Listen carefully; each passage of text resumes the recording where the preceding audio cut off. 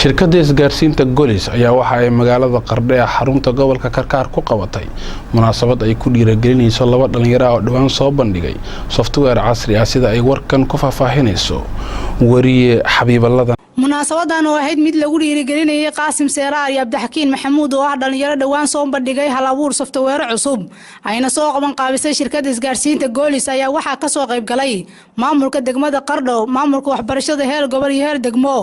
nabadoon iyo dhalinyaro iyo marti sharaf kale. munaasabada ayaa lagu qabtay hotel Gufur ee magaalada Qardho waxaana ugu horeyn goobta ka hadlay gudoomiyaha degmada Qardho Cabdi Siid Cismaan Dheere isagoona bogaadiyay dhalinyarada la yimi hal abuurkan cusub iyo shirkadda isgaarsiinta Golis oo dhiirigelin shaqo abuur iyo deeq waxbarasho u sameysay labadan dhalinyaro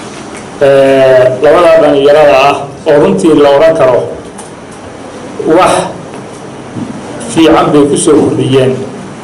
Puntland gebi ahaanba ama Soomaaliya runtii labada wiil oo kala ah